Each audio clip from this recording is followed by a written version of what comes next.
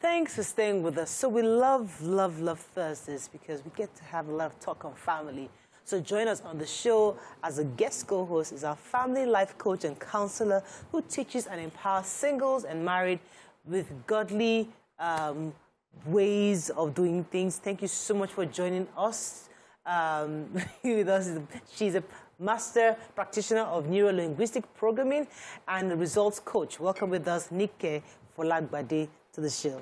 Thank you very much. Good to have you on the show. Now, so we saw a story that was pretty interesting, and I like Nima to establish the story because it's the kind of thing Nima likes to talk about, you know, marriage issues. But in the nutshell, the man made this post. And we can say that this is from the male's perspective. You know, sometimes we're being accused of having a conversation from the female's angle. So this man is posting this. According to him, he and his wife were separated.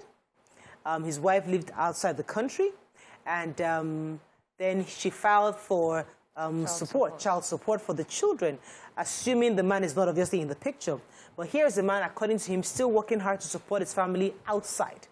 And then the wife is also according in front of the law, she denigrates the man. Could you just give me the other part of the story? This is what happened. So the man is abroad, in Europe, and in such countries they get child benefits and all of that. Yeah. So he relocated and did everything possible to take his family with him. So the woman got there, applied for the children's benefit, and then she applied to her own account. She got the money herself. The man asked why, but, you know, she just sort of explained it that, you know, just their money is still for both of us. And so he allowed it while he continues to get to provide for the family, work hard and everything. She saves this money to a point and thought, no, I have so much money now. She buys the property in Nigeria, builds it, and when they had issues in the marriage and got divorced or separated, she went straight for him. That what do you have to show? You know, for all these years of work. What do you have to show for it? Look at you, ordinary house you don't have. You know, so this brings to issue. The person posting the tweet now brought out issues that, you know, we have so many issues. Are we going to talk about joint on separate accounts? Are we going to talk about the goal of the union? Is it the goal of that union? With access to each other's accounts, or what the use of the benefits was for? So many other details that were not dealt with among this couple. And this brings to mind a lot of the situation of most parents in Africa here. We don't get children benefits. But you see, one daddy who is a provider, who knows how to wake up 5 a.m. every day, comes home very late at night, and mommy is the one giving the kids money. So the children think mommy gives us everything. When we want to talk to daddy, maybe because of daddy's schedule is so tight, he can't even see his children. A woman will not put that picture that, you know, it's because of daddy that we can even, you know, we're thriving. Won't give the children that picture. And then suddenly a separation happens. She's busy maybe because of some bitterness that they have, forgetting the role of that provider who backs and shoulders every other thing in the house. Gives the children the impression that, you see your father, I don't want to allow the children to grow with that impression. I have seen it. Yeah. So I could relate with this story well. This happened abroad, but this is the situation of most parents here. So I wouldn't say most, because a lot of this is why I wouldn't say most, because a lot of mothers are the one really footing the bills in their homes today. Many of them are in reality. The narrative of daddy wakes up 5 a.m. in the morning, comes out at night, that was back then. The brothers now wake up when they choose to, they go to their work, and they have flexible, some of them have flexible times, some of them do it 9 to 5, others, you know, so it's not like back then. But the crux of this comment, let me come to you as a family life coach, because these are some of the issues we deal with. As a woman, how much of the sources of our resources do we disclose to our children? I mean, is it important for us to have, because sometimes a woman always feels like this, I'm sacrificing, I'm doing a lot. And yes, you're doing some, but how do I ensure, I mean, do I have to tell my children how much the father is putting in? Or it doesn't really matter as long as they're being provided for? I think that communication is very important in marriage, and the man and the woman should be able to decide what they want to present to their children. So when mommy is even giving the money, it is, hi, and your dad, this is what we are providing. You don't have to tell them this is the percentage, but it should not look like mommy is the one doing it. Everything. You understand? It should be that the both of us are doing it. Sometimes you don't even have to say who is doing it. Oh, so we have decided this is the money for your school fees, this is this, this is that. And be very careful, because in this story, we don't know, the woman didn't tell us clearly if the man was, because we don't know, this is from the man's perspective, and I don't want to fall into that trap. This was from an observer. An observer. This was an observer's perspective. So the situation is, who says this man works, you know, to take care of the family, but there's this benefit that comes to the wife alone. Yeah. And, you know, during the course of the marriage, she's able to put that money aside, and she's used it to build a house. And now that has now become her property. And for me, I feel, you know, because you said we need to talk about it from the male perspective, I would say that, first of all, when something like this happens, is unfair. It's not right, because this is supposed to be teamwork. That's what marriage is about. Yes. This is supposed to be a union. You're supposed to do it with the end goal that we're doing it for each other and for our family. Yes. So that she puts money aside to use for something else, and that she uses to mock him.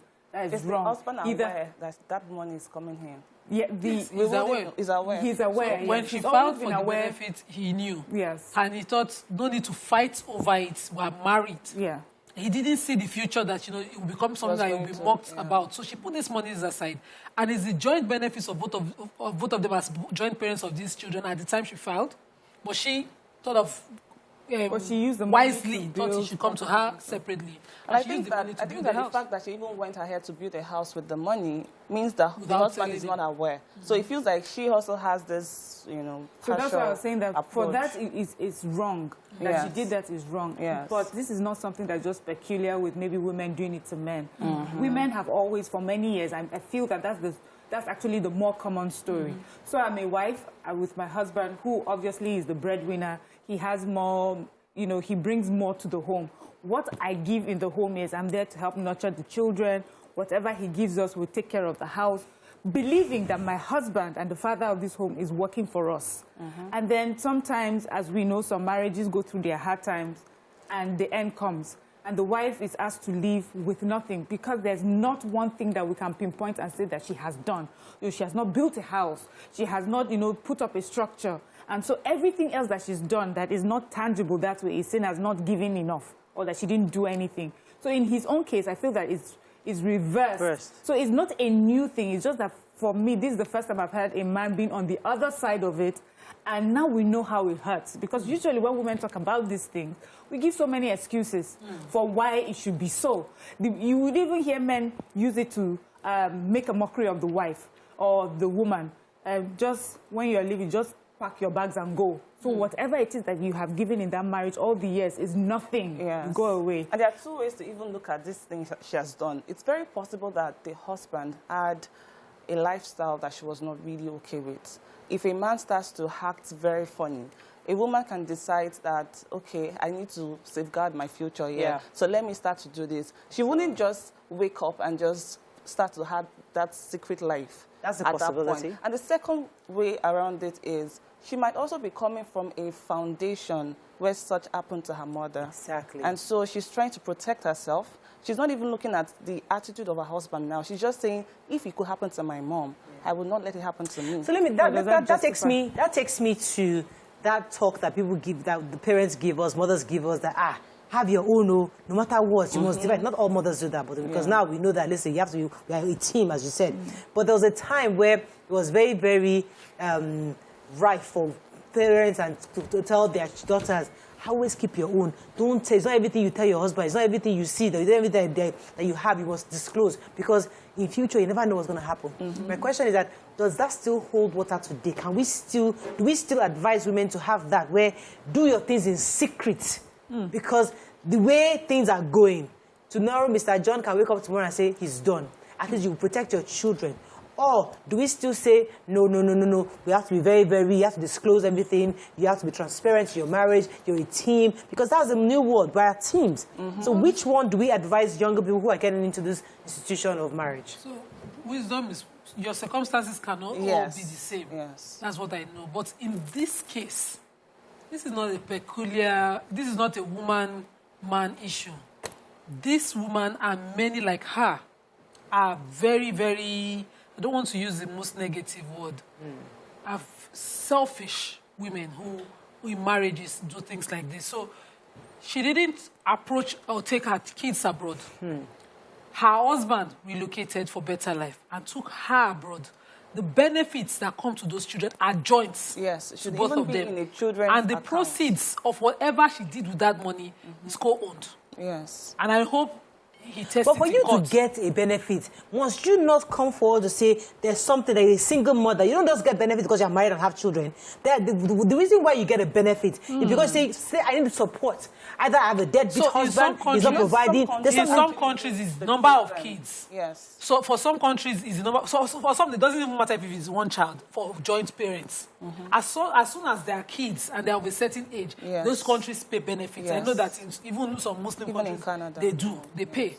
And so a mother will now get that money and in 20 years, 30 years, tell the father. I see the case of, the women getting hit by men who say, you've never done anything, and I don't understand how nurturing a family can be monetized. Yes. So they don't see that work. But I see women who never give the credit to the fathers. I see your point. I was pregnant with my son once, and a woman was beside me. She was pregnant again. She looked okay. In the hospital, I was saying, how many... Number what is this one? She said number 5. I said, wow. Because I was on my 3rd pregnancy, 2nd child. I was like, may God give me this baby. I was like, so the reason I asked was that the husband came in with the admission kit and everything for her. He looked so tattered. He looked so rough. And she was still telling him, the kids at school, you have to do this. And, I was like, why are you pregnant again? Why? She was like, no, my mother, we like children. Like children. And so I've said I will have children. And she's not looking at the stress. This is a man who obviously is not like most I know. He's not one to say, don't kill me. He was doing everything. And what I observed was that his trouser pants were torn. It's her fault that she's pregnant. No, I'm coming to where I'm coming. So she was talking, we're gisting, and she was like, everything is all rosy. In a joint situation, you are planning children. You are looking at the stress of it on your spouse. These are conversations that, I wanted to have. But it didn't show that she was of such mindset. Yes. It didn't show at all. And I looked at her husband. I just didn't want to say, are you seeing the stress of 4 kids, now number 5 on this man? Because she said, I'm coming. See, be careful not to misunderstand. I'm not saying getting pregnant is a single decision. I get it. Something else will have stressed that man that day. No, something else will have stressed that man. He will not come out of his house. You will not allow, I will never allow my husband, no matter the stress he's dealing with, leave his house in a way that is unpresentable. But she's in the hospital. Maybe we are talking. They came together for admission. He was downstairs getting the kids. I'm saying that the resources are already lean. Right. Okay, if tomorrow things are better, would that person even be able to remember that this man is stressed? Women must always play. We have a role to nurture, and it doesn't stop at just our kids. Yeah. Sometimes you are the one who force the man to look different, look this way. That this road we are following is no longer paying us.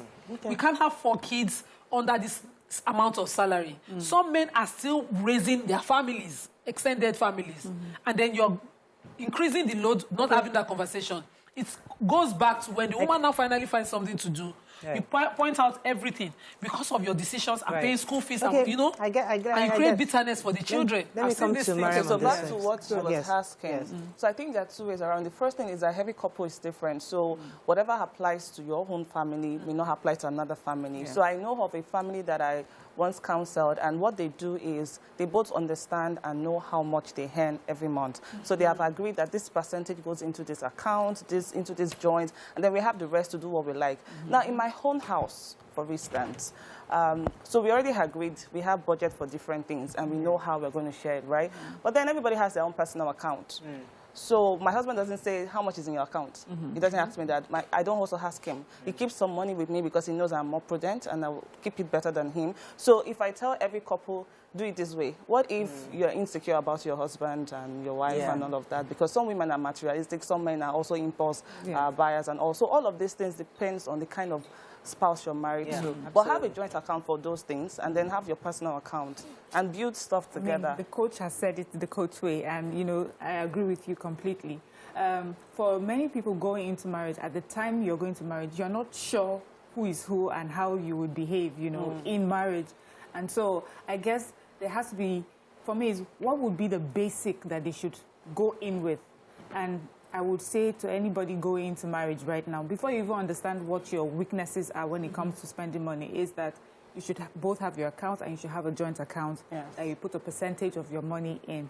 But also, this is talking to a young couple. We have other sort of couples where maybe the man is older or he's earning so much more that even whatever it is that you're earning makes no difference. And you find that in those sort of homes, the man or the woman, if the woman is the one that makes more of the money, does not really ask of the other spouse, what is it that you're earning, or asking of the other spouse to make any contributions. So, but for most young people, you're very young, you both just starting out in your careers, it's important that you both keep your personal accounts and have a joint account that you contribute towards for your home. And let me go on a break. Let me go on a break. When we come back, because I wanted to also harp on what you said earlier, because there's going back to this issue of when women, especially, take advantage of what they have against their spouse, regardless of what he has done. You know, where you... So I want to address that, because I said we always speak a lot in favor of women, but this time around, we have to, as I say, barawawi sometimes, where we have to speak to ourselves and think, what must we do? Yes, you might have a bitter situation with your spouse, but it's important that when it comes to the issue of resources, there's equity in what you do. The children must know how much their father is involved. Or you say because he doesn't do this, because it's not part of your life, you now make it look as if you're the sole provider, which is not fair on the spouse. And I think that's the crux of this case study we're looking at. Let's go on a break. We'll open our phone lines when we come back. Stay with us. We'll be right back. Thanks for staying with us. So the story we're talking about is really about people who live abroad. It's not so much about those of us here, because I got a message from a lady, Ekene Ebenua. She's saying that in Canada, you can get child care benefits based on your family's income. According to our eligibility, is based on the annual income earned as a family, whether married or unmarried couples that live together. So there are various reasons why you can get one. So the issue is that a lot of women who live abroad, when they get some of these benefits and they use it for the child, now should the man be unhappy that the woman is using these kind of funds probably available to build houses? Because at the end of the day, it's for your children. It's for the common goal. Yes, what you always use is for the pool, for the house. It's for your kids. It's for their growth. So why must a woman feel obligated to disclose to a man who she's probably not in a relationship with that I'm getting this benefit? Can I disagree with him and say it's not joint? We don't jointly own it. I'm the one raising these kids here in the country I'm living in, Canada, for example. I'm getting these benefits, and I choose to use it to build a house for our family in Nigeria. Why must I involve you in that? So this is another one protecting her children. Because that's a separate circumstance. That's a different thing now. That's a separate circumstance. If a woman is doing it all by herself, I see no reason why she should not take credit all by herself. But in this case, she's married, but he's in Europe, she's in together. He took her to Europe, and so she could get the benefit. Then they give Let me take this call from Eva, and I'll come to you. Good morning, Eva. Yeah. You're live. Go ahead, please. Yeah, good morning. Morning. Yes. I just want to contribute a little bit. I live in London, and I practically grew up in London and had my 2 kids when I married. The benefit is meant for women who actually look after the children. The government gives it to the woman to support the children while they are in school. But some women then decide to take the money towards something. It is not mandatory that you discuss with the man, but he should be aware that there is an extra income coming into the house. But it also depends on the total income coming into the house. If the income is minimal, the man then might consider that extra money that is coming in, and they want to know how that money is being spent. Exactly. So some men might be interested in knowing, okay, that money came, you be shopping for this week, you might be able to add between £5 or whatever it is. So it can be accounted for with the man, but it is not a mandatory requirement that is meant for the woman to look after her children. The government is supporting them. Now, what was discussed in your team earlier, I agree that a couple, if both of you are working, or even if you are a trader, which is something they have to educate most Nigerian men on, you should have your own personal account that you put some money away. We don't own our lives. Anything can happen anytime. What do you fall back on if the man is not there? What immediate need? How do you deal with it? That is one. This lady we are talking about is the possibility that she's insecure in her relationship with her husband. For her to build a whole house and the man did not know she was in a house, to keep such a secret, it means that there's something amiss here. It's either the woman is very insecure in herself or the marriage has made her insecure. And so she's looking for security for herself and for her children. One. Two, everybody has an ambition. She is at a certain level in her life, and she does not want situation to occur when she falls below that level.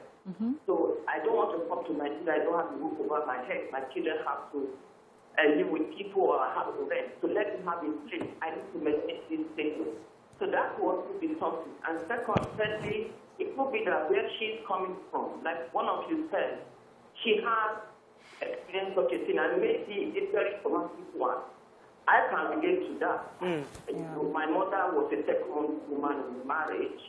My father was a very rich man and had married the first wife. He simply married my mom because he needed more children, and the first wife didn't have children. And as soon as my dad died, my mom was thrown out of the house. She was thrown out of the house, but taken away from her to look after. And since then, although I knew that when I was very young, but since then I had made up my mind that I must own something for myself. And my two daughters, I said to them, before you even get into marriage, own your own house. Thank you, Eva. I think this is a very good way to put everything into proper perspective. I think it makes a lot of sense. We're going to wrap up on this because I think that's good. But let's have a few words before. Because what she's built on showed that this woman got benefit to care for the kids. It was for the children. The government. If she was saving it, it meant that somebody was providing what she was supposed to use those monies for. So this is a very covetous person, clearly. And that she built a house, no matter how insecure she was in that marriage, she built a house with the proceeds of money meant for those kids, while somebody else was providing for the children. She didn't own that house. That's not a hard one. So that's where I was going to come from as well, that the reason she was able to put money aside was because needs were being met by someone else. The excuse of saying, okay, maybe she was insecure in the marriage, saw something within the marriage, and so she decided to put money aside. Do we give men also the same justification when a man is married to a woman and then down the line he comes up and says, oh, he has another wife, another family, another house somewhere? Would we say, oh, it's because he has been insecure with the first family and he didn't know? The thing is, in marriage, you have to be open. You need to be honest with each other. Let me take Chifobi and I'll come to you. Okay. Good morning, Chifobi. Are you there? Yes, I am here. You're live from London. Go ahead, please. I'm very much interested in what you're talking about joint account or no joint account. Yeah.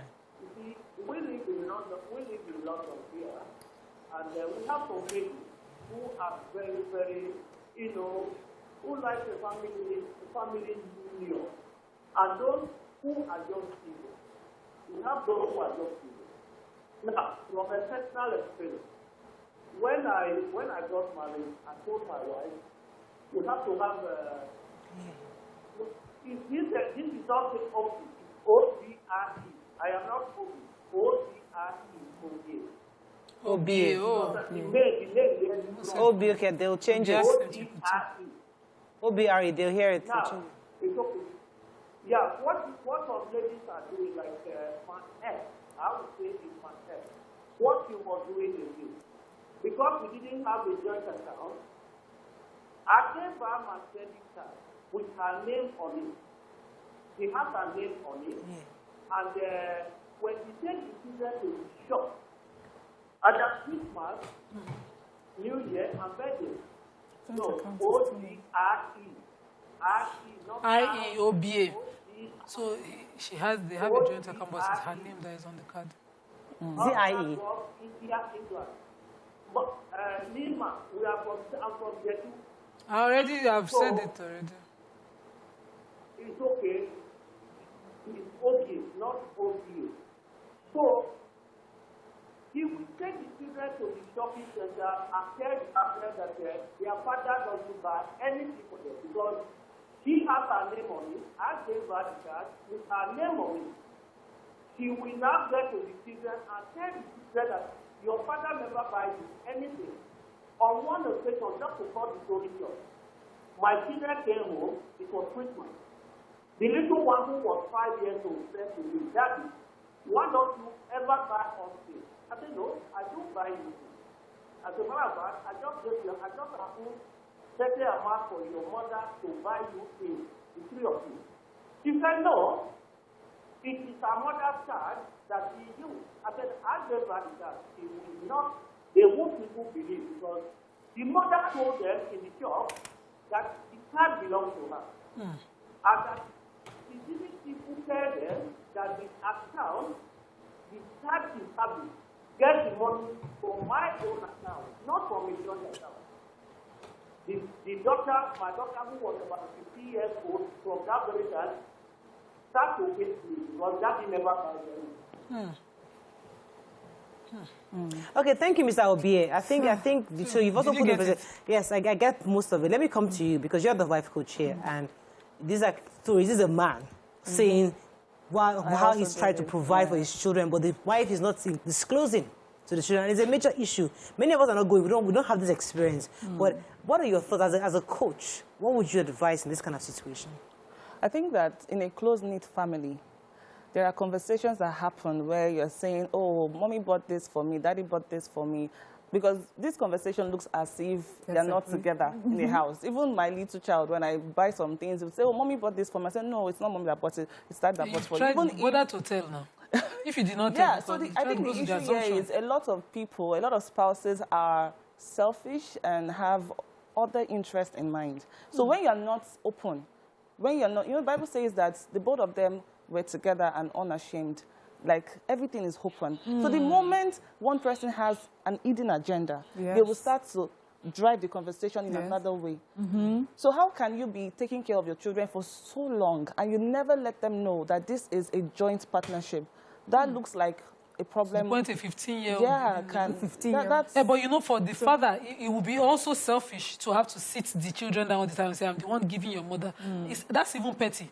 But when the mother spends money like that, usually our mothers will say, go and say thank you to your dad. Yes. You know, sometimes they'll bring things on. Mommy, thank you. Say, no, thank you to daddy as well. Sometimes you jointly present what you have bought. But if you cleverly just look silent on who bought, the kids can reach assumptions on who spent, who paid. So, Nima, that's why the question is, are they married or they are not? Because when you're married, you're supposed to be... That's why it's even painful. If it's a marriage and somebody's like this. Yeah, so how is it a marriage if you have a hidden agenda to make the other person look bad? If you are in a marriage and you're raising children together and it's a marriage, why is it a problem to give credit to where credit is due? Why is it a problem to raise the children to appreciate both parents? Even if you feel that, oh, I don't want to mention exactly who it is that gave it. How about just that both your parents provided for you? So sometimes this marriage that we call marriage, is it really a marriage or just two people coming together and saying, you know what, let's have these children, let's provide for them, and then let's move on? Let me take this call. I'll come to you, Nikki, in a second. Let me take Alaji Zubair. Good morning from Alimo Show. Good morning, sir. Are you there? Yes, I'm here. You're live. Go ahead, Morning, please. good morning. Yes, sir. Yes, thank you. Morning to your guest. Yes. Morayo, I don't know whether your guest is an NGO, whether your guest is an NGO, I don't know. But where I'm going is this. I want the perception of women in general to raise the issue of it is only the man that is responsible to the house. That perception is causing a lot of issues. In as much as we believe husband and wife are one, the analogy of women in general, that it's only the man that is supposed to be handling the responsibility. Let me tell you something. The economy of nowadays has caused a lot of damage in the house, where some men lose their job And in the perception, within that period, he saw the true color of the wife, where, the man becomes Joseph in the house, in terms of allegiance, in terms of obedience from the woman. So, and you now discover that Rome is not building and no condition is permanent. The man now bounds back. He now decided to marry another person because he saw the true color of that woman. So, you see, that is where that is why I'm asking whether your guest is an NGO or not, so that they can continue to, to encourage or to make women understand, in as much as you are one, this issue of man is the only person that's supposed to be doing, the responsibilities there. To be removed entirely from the woman perspective. That's an interesting angle. Alaji, thank you very much for taking me there. Thank you very much to take, because that's another interesting angle. Let me come to you, Nike, on this, because that's what many of us are raised with. That the man is the provider, the man is the provider. Once he can't provide, he's not a man. And that makes a man feel already small when they lose their job, when they're unable to provide. And I've always said it on this show, and I think I heard it from Mrs. Ibukwa Woshika, where she said, the fact that your husband is a man, or the husband of the head of the family, is a God-ordained rule. It's not about his ability to provide or not. So the respect you give to him is because God has already made him the leader of that house, whether he provides or doesn't provide. But what the equation we are told is that it is his provision that makes him the leader. So what he's saying is that we need to take that off, because that's the thinking that we all have that even affects both the man and the women. As a family coach, when in this kind of situation where it's all about I'm the provider, and you must be the provider, the man is supposed to provide all the time. And when he's having difficulties providing, do you think we should see it both as it's us or he must provide, because that is the job he must do? Okay, so I think that in a family, you should be able to have conversations on who handles this and who handles this. And whenever things go wrong, maybe the other person doesn't have it, the both of you will come together and still make that provision. And all of this is still based on communication. I think that a lot of couples are not communicating a lot. And I wanted to share another perspective. How come it looks as if mommy is the one paying for stuff? What happens if a man starts to really get involved with also nurturing their children in such a way that they can also go out to the school, go out to the shopping mall, and be a part of paying for these things right in the presence of their children? If the children grow up seeing only mommy in the kitchen, they will assume that it is wrong for a man to go into the kitchen. But if the man also steps into the kitchen, do some things, they kind of say, okay, this is like a balance. So why is it that the mother is the only one paying for these things? Why is she the only one going for PTA? What if indeed she's the only one providing? What if she's the only one providing and has the money? If she's the only one providing, yes, they should still come together and create a perspective that they want the children to see. It has to be intentional. And the way that mommy is behaving also determines what the children think. Is that deception? No. Is that deception? No, it's not deception. It's just both of you deciding, okay, what you want, how you want your children to be raised, how you would like for them to also become when they are raising their own children, when they are in their own marriages. For us, this is just one front that we have. We don't have daddy or mommy providing, we all provide. But I like the question that Alaji asked, which is, we should take, what he's saying that we should take away the idea that only men can provide. And in your response to, was sort of telling men to, that we should take away the idea that only women can Yes, it has to be balanced. So if we are saying to women, open up your minds now and realize that you can also be a provider, we're saying to fathers to open up your minds and know that you can also be a nurturer. Because we've had situations where a man is unable to provide and so has to stay home. And the woman is now in that period, understands their problem and is able to provide for them. So circumstances have changed and people have taken up maybe a different role. But the person that is now at home, because I am supposed to be provider, don't tell me to take children to school. How dare you ask me to go for PTA? I am the man of the house. I've been ordained as the man. And these other things are meant for you. So go to work, earn the money, and come back and finish up. So we need to tell each other the truth about just when circumstances change, we should fall in. Hassan, are you there? Good morning, Hassan. Good morning. You're live. Go ahead. Good morning, sir. Good morning to the members of the hospital. Please, Morayo, I'm seeing a disconnect here. The disconnect I'm seeing is this. People are going into marriages with mistrust, with absence of law. And immediately there is no law, there will be no trust. More especially our educated women, specifically our educated women. You see, this issue of a woman trying to be in charge or to eat her cake and have it is not right. You see, the leadership of the man is ordained by God. Whether he puts food on the table or something happens along the lines that will not put food on the table. All this issue of equal rights is equal rights. Please, let us disabuse our mind about this marriage. What to give.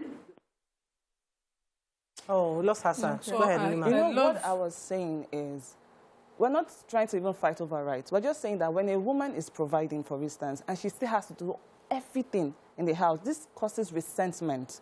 This disrespect that happens in marriages sometimes comes from a body language that is interpreting the trauma and the pain that is going on in the marriage, where a man is just seated, watching TV, doing nothing, and she does every single thing. Now, it's not because, oh, because I'm providing, you have to do it. It has to be that we both love ourselves.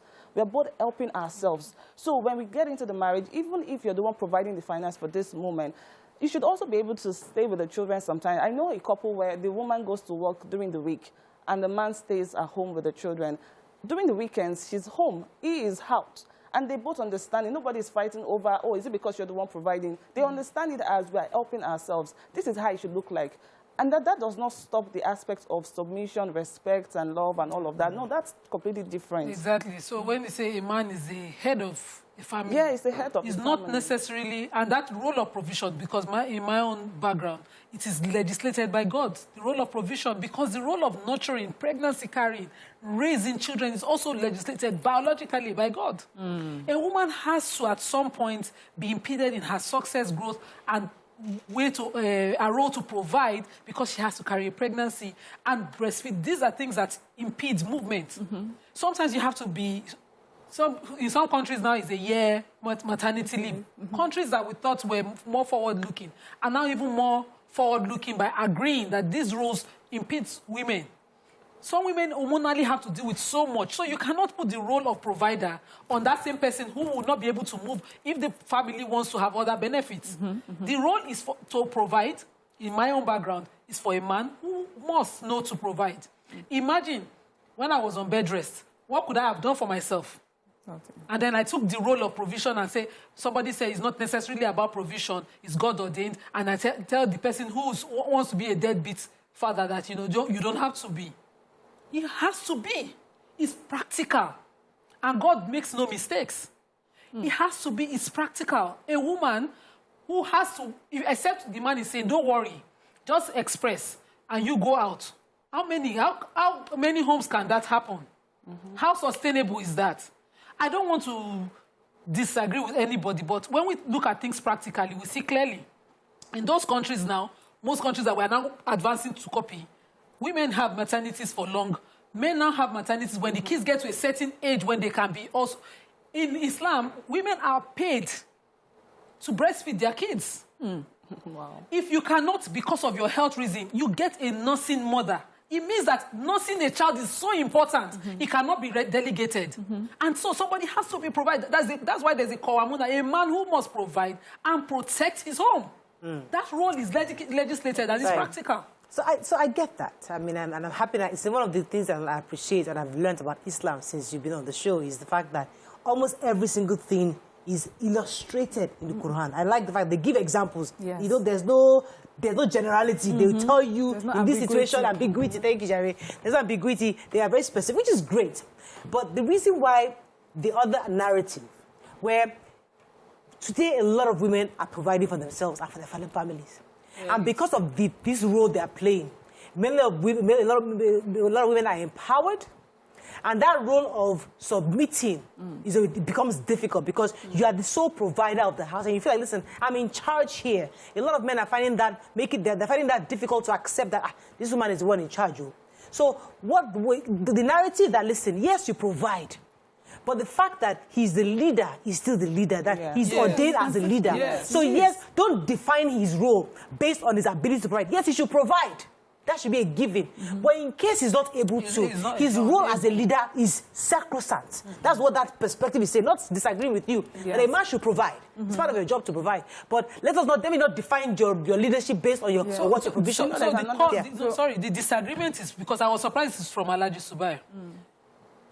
The disagreement is, let's water down that it's only a man that provides that role. So women are allowed to earn. So what you earn is your discretion. It can be a backup. You can say, okay, my own front, I want to project a united front. I have excess, I have property, I inherited, I have money from my businesses, and you can provide for your home. But the respect is that the man knows this is my role. And he doesn't say, water it down, because, a woman now gets up. Because now, people negotiate relationships now and say, what are you bringing on the table? But nobody's negotiating, can you carry a pregnancy? That one can is you nurture? But that would impede. So if it's, see, imagine, Mariah, wait, this is my role. If we add a 40-60 provision, and I, during a particular period of time, have to be bed arrested, in my case, and I cannot provide, and then you are waiting for my 40%, no matter what happens. So, okay, you wanted So you have to be on both sides. So I want to say that. So there are some marriages where the both of them are providing. The man is earning a lot, but will pretend as if he's not earning a lot because he knows that the wife is also earning a lot. So he brings 20 and allows her to take 80. Now, somehow she gets to discover that something is happening here. And in spite of the fact that she's providing this 80, he talks to her anyhow, doesn't help, doesn't lead the home spiritually, doesn't do anything that a man should also do. Because it's not just in money. There's a lot of protection, there's a lot of stability that a man should give to a woman. The moment a woman doesn't get these things, there's just a way she just has to feel that brings out this body language of disrespect. Now, even if a woman is providing, you see, a lot of time, men naturally just think that a woman wants to disrespect them. So they take this posture of receiving it already and ready to just give that backlash. The worst. There's a way you can still keep your home very stable, even when you feel like she's earning. But the moment you're always like, is that why you're talking to me? Because you're the one providing. You're already saying, this is what's going to happen. Because that's a narrative in itself. Let me take Adisa, come to you, Mariam. Adisa from Oshodi. Good morning, are you there? Hello, Adisa. We lost that call. Yes, ma'am. So I wanted to maybe reiterate your point as well, which is because a man has been raised to believe that his manhood or his leadershipness comes from providing for his family. When he's unable to do that, he sees it as, then I'm not the leader, or I'm not the husband, or I'm not the father in this home. So that's an insecurity that comes from there. And we need to look at it that there are two things that can happen. A woman who's also raised to believe that as well, who, when her husband now finds himself in a position where he cannot provide, she feels, well, that means you're no longer the head of this home, or you're no longer the husband of this home. But then there are some people that understand that, okay, the actual financial, monetary provision I cannot give. But in the meantime, this is what I will do to make sure that our home... I've seen women that on the outside, we never know anybody's full story. They're looking so beautiful. They are succeeding in their career and everything. And every time people sit them down to ask them about how they're doing it, they talk about this, their husband that is so wonderful and so supportive. When you get to meet them, you can see maybe she's the bigger earner.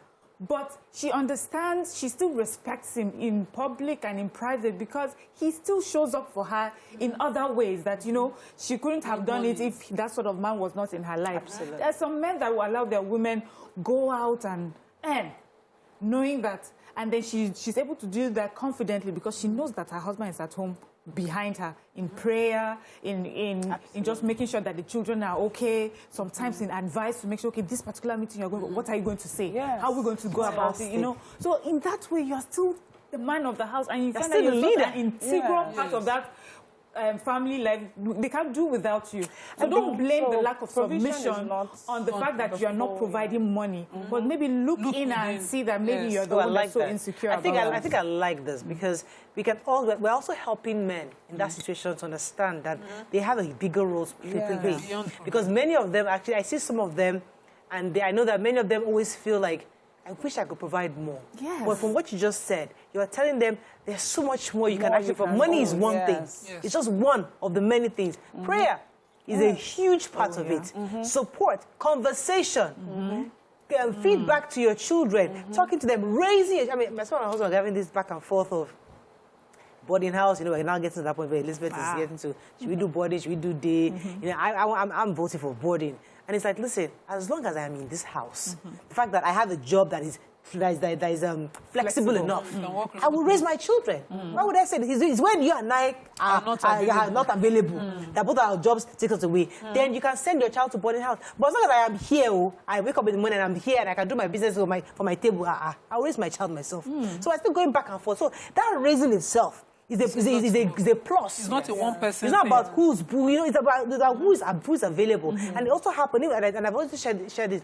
The first 4 years of a marriage, yes, we were one income for family in the beginning. And then my husband never looked at somebody that doesn't have any, that doesn't earn, because he would, every morning before you go out, he will pray for you. He will pray for the children. He would, he would do things, he will sort things out, and you think, he doesn't look as if he stands alone, somebody who is in charge and who is in control. His countenance, his way he speaks, he's in charge. So it's not just about the monetary part, but it's one part of it, but there are other parts that makes you a man than another part. Okay. And in addition to that is a woman who is into a business, for instance, she earns more. And she comes back home and the husband is like, oh, so how was your business? Oh, can I help you with this? Can I help you with that? It's different from a man who, when she comes back, is like, so give me money now. Don't you know you should give me money? And then when she doesn't, he starts to get angry, insult her, goes into her phone, take money, transfer it. These are the things that causes the disrespect. Because I talk to a lot of women and men too, and I see a lot of things that they complain about. My husband does not want me to even earn more than this. He will come to my phone, take my money, transfer it. How do you expect this woman to respect you? I'll stay on that for a second. Let me take this call first. Good morning, are you there? Hello, good morning. Hello?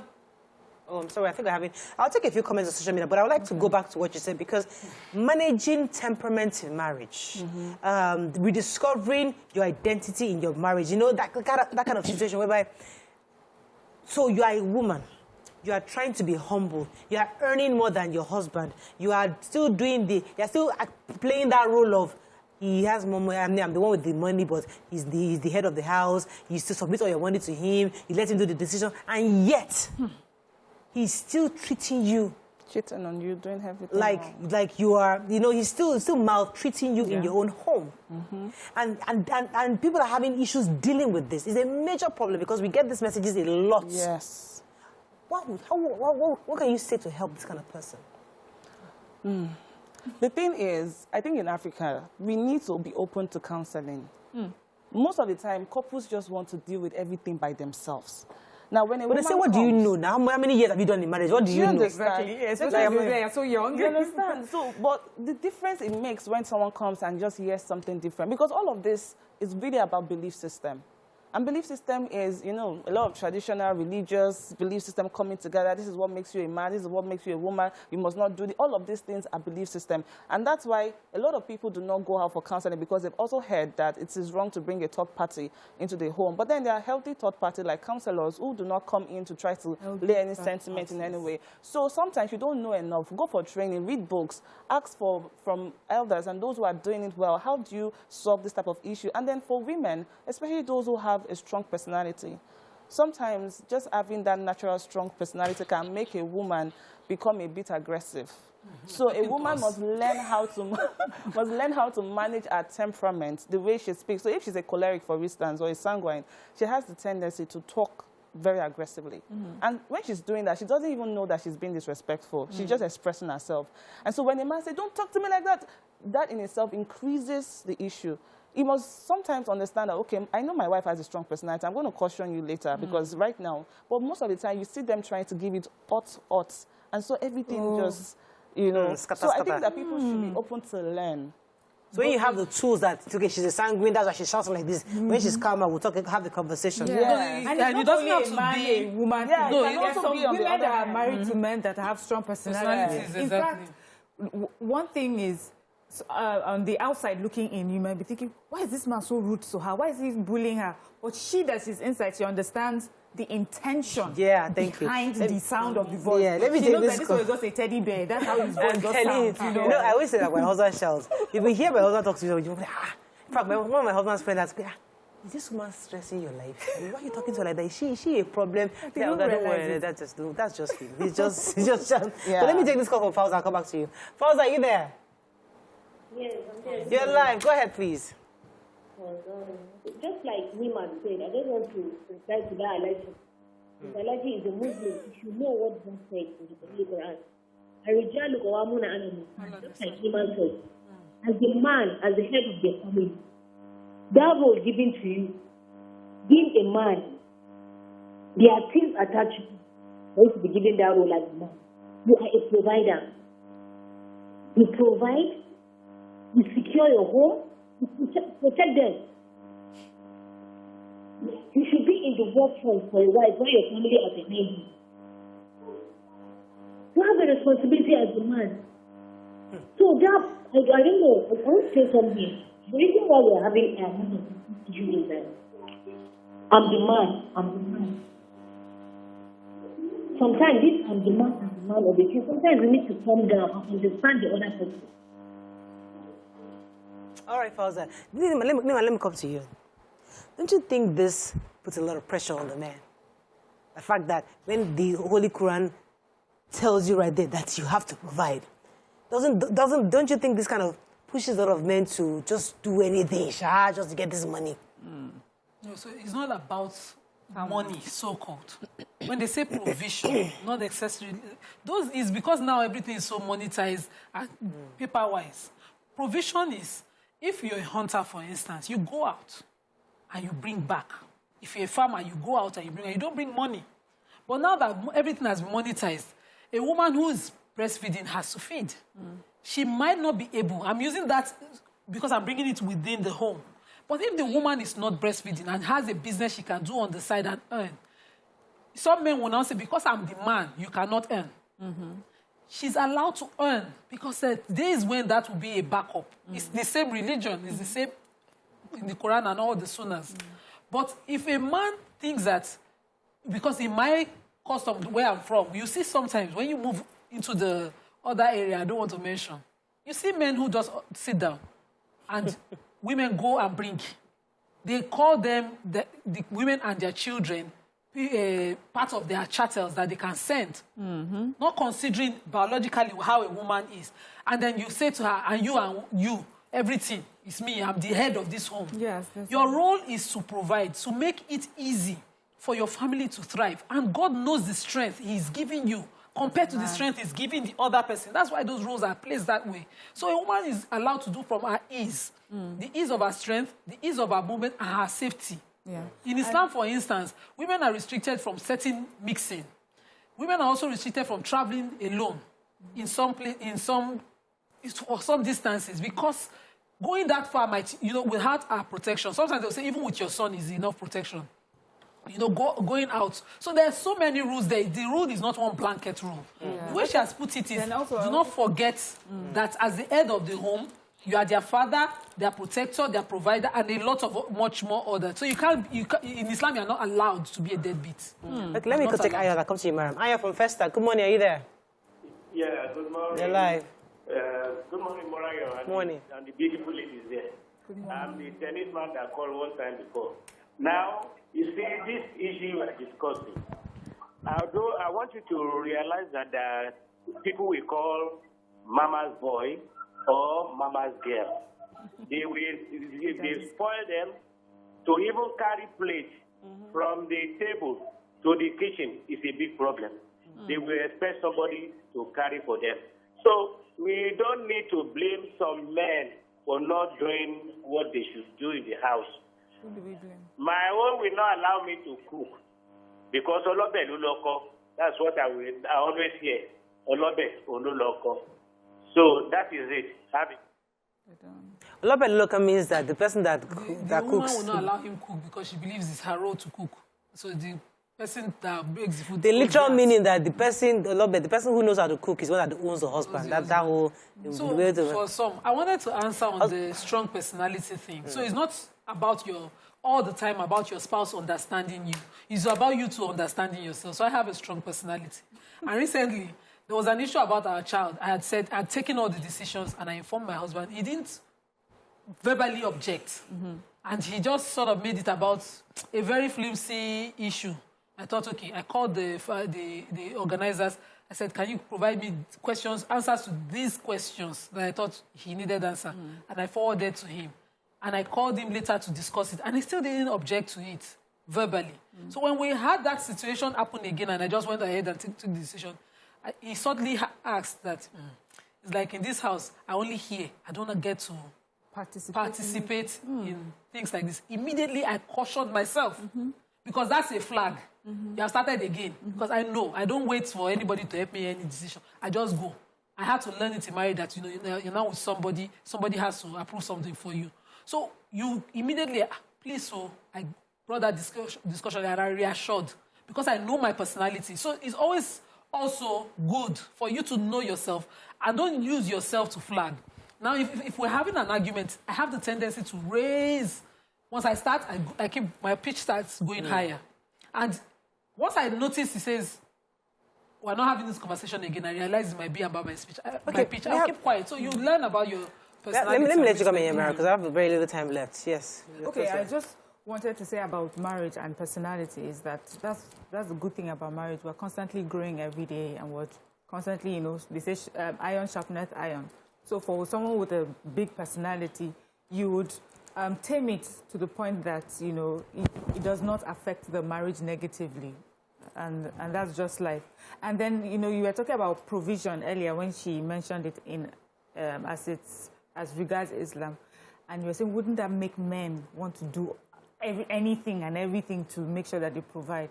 I think what is important here is provision within your means.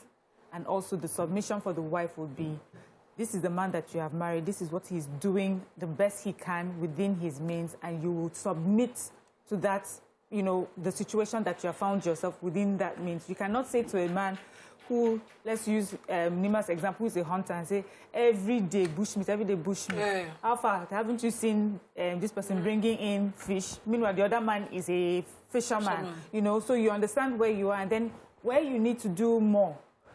So that's where a problem happens, that you find a lot of the disagreements that happen. Right. A woman wants to do more. She wants to earn a little on the side. And then this man says, because I am the provider, you cannot earn any more on the side, or you cannot try anything else on the side. This is what we must do. And then, but the demands are getting bigger. Like, it does not make sense. So if these are the provisions that you have, then everything else has to be put in consideration.